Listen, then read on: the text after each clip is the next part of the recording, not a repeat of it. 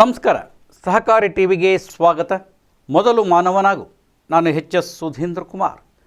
ವಿಶೇಷ ಕಾರ್ಯಕ್ರಮದೊಳಗೆ ಇವತ್ತು ರಾಜ್ಯ ಸರ್ಕಾರದ ಮುಖ್ಯಮಂತ್ರಿ CM ಸಿದ್ದರಾಮಯ್ಯನವರು ಆಯವ್ಯಯವನ್ನು ಮಂಡಿಸಿದರು. 17ನೆಯ ಆಯವ್ಯಯವನ್ನು ಮಂಡಿಸುವುದರ ಮೂಲಕವಾಗಿ ದಾಖಲೆಯನ್ನು ನಿರ್ಮಿಸಿದಂಥವರು ಮುಖ್ಯಮಂತ್ರಿ ಸಿದ್ದರಾಮಯ್ಯನವರು 3 ಗಂಟೆ 30 ನಿಮಿಷಗಳ ಕಾಲ ನಿರ್ಗಳವಾಗಿ ಬಜೆಟನ್ನು ಓದಿದರು. ಅದೂ ಒಂದು ಕೂಡ ದಾಖಲೆಯಾಗಿರ್ತಕ್ಕಂಥದ್ದು. ಹಲವಾರು ಕ್ಷೇತ್ರಗಳಿಗೆ ಹಲವು ಕೊಡುಗೆಗಳನ್ನು ನೀಡಿದ್ದೇವೆ ಅನ್ನುವಂತಹ ಮಾತುಗಳ ಮಧ್ಯದೊಳಗೆ ವಿರೋಧ ಪಕ್ಷದ ನಾಯಕರು ಇದು ಖಾಲಿ ಬಜೆಟ್, ಉಪಯೋಗವಿಲ್ಲ ಅನ್ನುವಂಥ ಟೀಕೆಗಳು ಕೂಡ ಮಾಡಲಾಗಿದೆ. ಸ್ವಾಗತ ಟೀಕೆಗಳ ಮಧ್ಯದೊಳಗೆ ಬಹುಮುಖ್ಯವಾಗಿ ನಿಮ್ಮ ಗಮನಕ್ಕೆ ಕೊಡ್ತಾ ಇರತಕ್ಕಂಥದ್ದು ಸಹಕಾರ ಕ್ಷೇತ್ರಕ್ಕೆ ಆಯವ್ಯಯದಲ್ಲಿ ಕೊಡುಗೆಗಳನ್ನು ಏನು ಕೊಟ್ಟಿದ್ದಾರೆ ಅನ್ನುವಂಥ ಮಾಹಿತಿಯನ್ನು ನಿಮಗೆ ಕೊಡತಕ್ಕಂಥದ್ದು.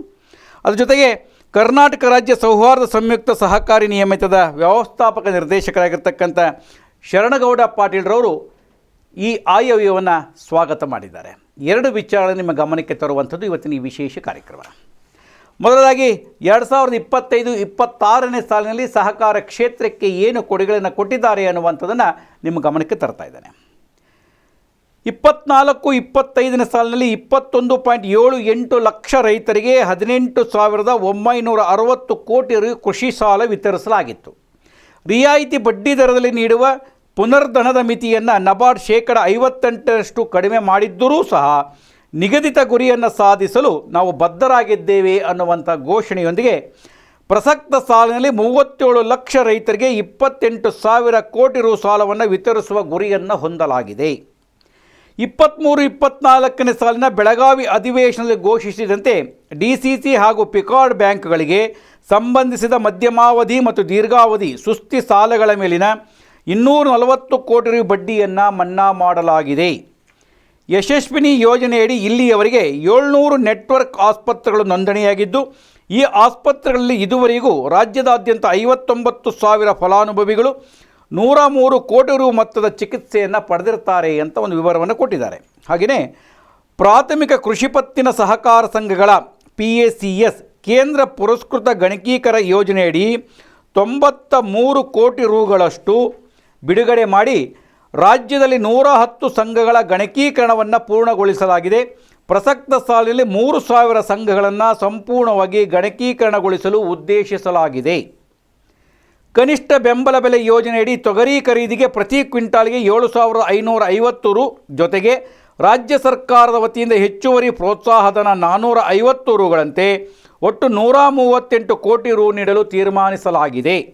ಇದರಿಂದ ತೊಗರಿ ಬೆಳೆಯುವ ಪ್ರಮುಖ ಜಿಲ್ಲೆಗಳಾದ ಕಲಬುರಗಿ, ಬೀದರ್, ಯಾದಗಿರಿ, ವಿಜಯಪುರ, ಬಾಗಲಕೋಟೆ, ರಾಯಚೂರು, ಕೊಪ್ಪಳ, ಕೋಲಾರ, ಚಿತ್ರದುರ್ಗ ಹಾಗೂ ಚಿಕ್ಕಬಳ್ಳಾಪುರ ಭಾಗದ ರೈತರಿಗೆ ಅನುಕೂಲವಾಗಲಿದೆ. ಸಹಕಾರ ಇಲಾಖೆಯಲ್ಲಿ ಕಾರ್ಯಕ್ಷಮತೆ, ಪಾರದರ್ಶಕತೆ ಹಾಗೂ ಜನಸ್ನೇಹಿ ಸೇವೆಗಳನ್ನು ನೀಡಲು ಈ ಕೆಳಕಂಡ ಸುಧಾರಣಾ ಕ್ರಮಗಳನ್ನು ಜಾರಿಗೆ ತರಲಾಗುವುದು ಅಂತೇಳಿ ಮುಖ್ಯಮಂತ್ರಿಗಳು ಘೋಷಣೆ ಮಾಡಿದ್ದಾರೆ. ರಾಜ್ಯದ ಎಲ್ಲ ನೋಂದಾಯಿತ ಗೃಹ ನಿರ್ಮಾಣ ಸಹಕಾರ ಸಂಘಗಳ ಮಾಹಿತಿಯನ್ನು ಕರ್ನಾಟಕ ರಾಜ್ಯ ಸಹಕಾರ ವಸತಿ ಮಹಾಮಂಡಳದ ವತಿಯಿಂದ ಆನ್ಲೈನ್ನಲ್ಲಿ ಅಳವಡಿಸಲಾಗುವುದು. ಠೇವಣಿದಾರರ ಹಿತಾಸಕ್ತಿಯನ್ನು ಕಾಪಾಡಲು ಹಾಗೂ ಅವ್ಯವಹಾರವನ್ನು ತಡೆಯಲು ಸಹಾಯವಾಣಿಯನ್ನು ಪ್ರಾರಂಭಿಸಲಾಗುವುದು. ಸಹಕಾರ ಸಂಘಗಳ ಲೆಕ್ಕ ಪರಿಶೋಧನೆ ವರದಿಗಳನ್ನು ಡಿಜಿಟಲೀಕರಣಗೊಳಿಸಲಾಗುವುದು. ಕರ್ನಾಟಕ ರಾಜ್ಯ ಉಗ್ರಾಣ ನಿಗಮದ ಅಪೂರ್ಣಗೊಂಡಿರುವ ಉಗ್ರಾಣಗಳ ನಿರ್ಮಾಣ ಹಾಗೂ ಮೂಲಸೌಕರ್ಯ ಕಾಮಗಾರಿಗಳನ್ನು ಪೂರ್ಣಗೊಳಿಸಲು 376 ಕೋಟಿ ರು ಸಹಾಯಧನವನ್ನು ಹಿಂದಿನ ಆಯವ್ಯಯದಲ್ಲಿ ಘೋಷಿಸಿದ್ದು, ಅದರಂತೆ ಈಗಾಗಲೇ 329 ಕೋಟಿ ರು ಬಿಡುಗಡೆಗೊಳಿಸಲಾಗಿದೆ. ಪ್ರಸಕ್ತ ಸಾಲಿನಲ್ಲಿ ಬಾಕಿ ಇರುವ 47 ಕೋಟಿ ರು ಮೊತ್ತವನ್ನು ಒದಗಿಸಲಾಗುವುದು. ರಾಜ್ಯದ ಎಲ್ಲ ಕೃಷಿ ಉತ್ಪನ್ನ ಮಾರುಕಟ್ಟೆ ಸಮಿತಿಗಳಲ್ಲಿ ಪರವಾನಗಿ ಪಡೆದು ಕಾರ್ಯನಿರ್ವಹಿಸುತ್ತಿರುವ ಶ್ರಮಿಕರು ಮೃತರಾದಾಗ ಅವರ ವಾರಸುದಾರರಿಗೆ 1 ಲಕ್ಷ ರು ವಿಮಾ ಮೊತ್ತವನ್ನು ನೀಡಲಾಗುತ್ತಿದ್ದು, ಸದರಿ ವಿಮಾ ಮೊತ್ತವನ್ನು 5 ಲಕ್ಷ ರುಗಳಿಗೆ ಹೆಚ್ಚಿಸಲಾಗಿದೆ. ಬೆಂಗಳೂರಿನಲ್ಲಿರುವ ಮಾರುಕಟ್ಟೆ ಸಮಿತಿಗಳಲ್ಲಿ ವಾಹನಗಳ ದಟ್ಟಣೆ ಹೆಚ್ಚಾಗಿರುವುದರಿಂದ ಬೆಂಗಳೂರಿನ ಹೊರವಲಯದಲ್ಲಿ ಹೊಸ ಸ್ಯಾಟಲೈಟ್ ಮಾರ್ಕೆಟನ್ನು ಸ್ಥಾಪಿಸಲಾಗುವುದು. ಕೊಪ್ಪಳ ಜಿಲ್ಲೆಯ ಬೂದುಗುಂಪ ಗ್ರಾಮದಲ್ಲಿ ಕುರಿ ಮತ್ತು ಮೇಕೆ ಮಾರುಕಟ್ಟೆಗಳನ್ನು KKRBD ವತಿಯಿಂದ 25 ಕೋಟಿ ರು ವೆಚ್ಚದಲ್ಲಿ ಅಗತ್ಯ ಮೂಲ ಸೌಲಭ್ಯಗಳೊಂದಿಗೆ ಸ್ಥಾಪಿಸಲಾಗುವುದು. ಕಲ್ಯಾಣ ಕರ್ನಾಟಕ ಭಾಗದಲ್ಲಿ ಹೈನುಗಾರಿಕೆಯನ್ನು ಉತ್ತೇಜಿಸಲು 10 ಕೋಟಿ ರು ಅನುದಾನವನ್ನು ಪ್ರಥಮ ಹಂತದಲ್ಲಿ ನೀಡಲಾಗುವುದು. ಕಲಬುರಗಿಯಲ್ಲಿ ನೂತನ ಮೆಗಾ ಡೈರಿಯನ್ನು ಪ್ರಾರಂಭಿಸಲು KKRDB ವತಿಯಿಂದ 50 ಕೋಟಿ ರು ಅನುದಾನವನ್ನು ಒದಗಿಸಲಾಗುವುದು.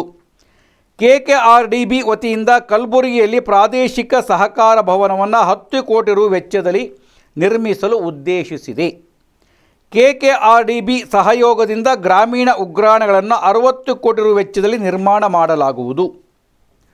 ಕುರಿ ಮತ್ತು ಮೇಕೆ ಸಾಕಾಣಿಕೆದಾರರಿಗೆ ಅನುವಾಗುವಂತೆ ಬೆಂಗಳೂರಿನಲ್ಲಿ ಸುಸಜ್ಜಿತ ಕುರಿ ಮತ್ತು ಮೇಕೆ ಮಾರುಕಟ್ಟೆಯನ್ನು ಪ್ರಾರಂಭಿಸಲಾಗುವುದು. ಚಿಕ್ಕಬಳ್ಳಾಪುರದಲ್ಲಿ ಕೃಷಿ ಉತ್ಪನ್ನ ಮಾರುಕಟ್ಟೆ ಸಮಿತಿಯ ವತಿಯಿಂದ ಅಂತಾರಾಷ್ಟ್ರೀಯ ಮಟ್ಟದ ಹೈಟೆಕ್ ಹೂವಿನ ಮಾರುಕಟ್ಟೆಯನ್ನು ಹಾಗೂ KGFನಲ್ಲಿ ರೈತರ ಆಧುನಿಕ ಮಾರುಕಟ್ಟೆಯನ್ನು ಸಾರ್ವಜನಿಕ ಖಾಸಗಿ ಸಹಭಾಗಿತ್ವದಲ್ಲಿ ಸ್ಥಾಪಿಸಲಾಗುವುದು. ಇದು ಪ್ರಮುಖವಾಗಿ ಸಹಕಾರ ಕ್ಷೇತ್ರಕ್ಕೆ ಕೊಟ್ಟಿರ್ತಕ್ಕಂಥ ಕೊಡುಗೆಗಳು ಅಥವಾ ಆಯವ್ಯಯದೊಳಗೆ ನೀಡಿರತಕ್ಕಂಥ ಘೋಷಣೆಗಳನ್ನು ನಿಮ್ಮ ಗಮನಕ್ಕೆ ಕೊಟ್ಟಿದ್ದೇನೆ. ಈ ಕುರಿತಂತೆ ಕರ್ನಾಟಕ ರಾಜ್ಯ ಸೌಹಾರ್ದ ಸಂಯುಕ್ತ ಸಹಕಾರಿ ನಿಯಮಿತದ ವ್ಯವಸ್ಥಾಪಕ ನಿರ್ದೇಶಕ ಶರಣಗೌಡ ಪಾಟೀಲ್ರವರು ಕೂಡ ಸಹಕಾರ ಕ್ಷೇತ್ರಕ್ಕೆ ಕೊಟ್ಟಿರತಕ್ಕಂಥ ಉತ್ತಮವಾದ ಕೊಡುಗೆಗಳು, ಅದಕ್ಕಿಂತ ಹೆಚ್ಚಾಗಿ ವ್ಯವಹಾರಗಳನ್ನು ಡಿಜಿಟಲೀಕರಣ ಮಾಡ್ತೇವೆ ಎಂದಿರತಕ್ಕಂಥದ್ದು ಕೂಡ ಸಹಕಾರ ಕ್ಷೇತ್ರಕ್ಕೆ ಒಂದು ಗಟ್ಟಿಯಾಗಿರ್ತಕ್ಕಂಥ ಬುನಾದಿಯಾಗಿದೆ ಎನ್ನುವಂಥದ್ದನ್ನು ತಿಳಿಸಿದ್ದಾರೆ. ನಮಸ್ಕಾರ, ಶರಣಗೌಡ ಪಾಟೀಲ್ ಮಾತಾಡ್ತಾ ಇದ್ದೀನಿ.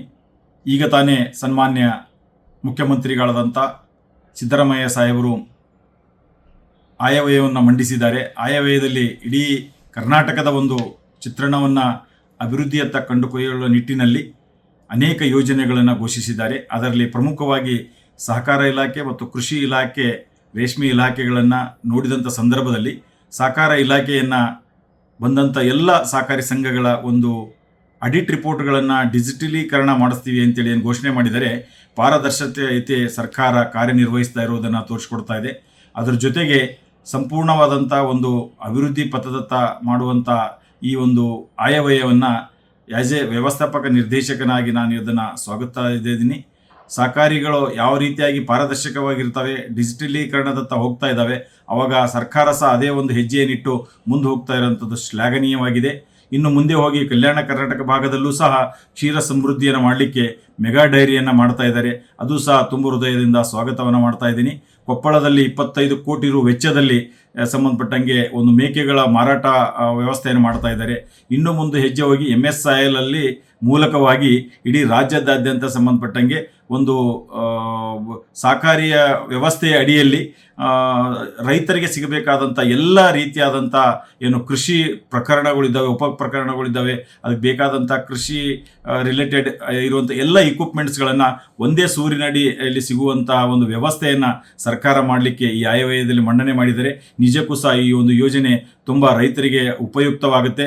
ಮುಂದಿನ ದಿನಗಳಲ್ಲಿ ಸಹಕಾರ ಸೇ ಸಮೃದ್ಧಿ ಅಂತ ಏನು ಹೇಳಿದರೆ ಸಹಕಾರ ಕ್ಷೇತ್ರದಿಂದ ಸಮೃದ್ಧಿಯನ್ನು ಸಾಧಿಸಲಿಕ್ಕೆ ಎಲ್ಲ ರೀತಿಯಾದಂಥ ಯೋಜನೆಗಳನ್ನು ಸನ್ಮಾನ್ಯ ಸಿದ್ದರಾಮಯ್ಯ ಸಾಹೇಬರು ಈ ಆಯವ್ಯಯದಲ್ಲಿ ಮಾಡಿದ್ದಾರೆ ಅಂತೇಳಿ ಹೇಳಲಿಕ್ಕೆ ಇಚ್ಛೆ ಪಡ್ತಾ ಇದ್ದೀನಿ. ಅದಕ್ಕಾಗಿ ರಾಜ್ಯದ ಸೌಹಾರ್ದ ಸಹಕಾರಿಗಳ ಪರವಾಗಿ ಮತ್ತು ಸಹಕಾರ ಸಂಘಗಳ ಪರವಾಗಿ ನಾನು ವ್ಯವಸ್ಥಾಪಕ ನಿರ್ದೇಶಕನಾಗಿ ಸನ್ಮಾನ್ಯ ಮುಖ್ಯಮಂತ್ರಿಗಳು ಮಂಡಿಸಿರುವಂಥ ಈ ಬಜೆಟನ್ನು ತುಂಬ ಹೃದಯದಿಂದ ಸ್ವಾಗತಿಸ್ತೇನೆ. ಧನ್ಯವಾದಗಳು. ಆ 2 ಮಾಹಿತಿಯನ್ನು ನಿಮಗೆ ಕೊಡ್ತಾ ಇದ್ದೇನೆ. ಮತ್ತೆ ವಿಶೇಷವಾಗಿರ್ತಕ್ಕಂಥ ಮಾಹಿತಿಯನ್ನು ಹೊತ್ತು ಬರ್ತೇನೆ. ನಮಸ್ಕಾರ.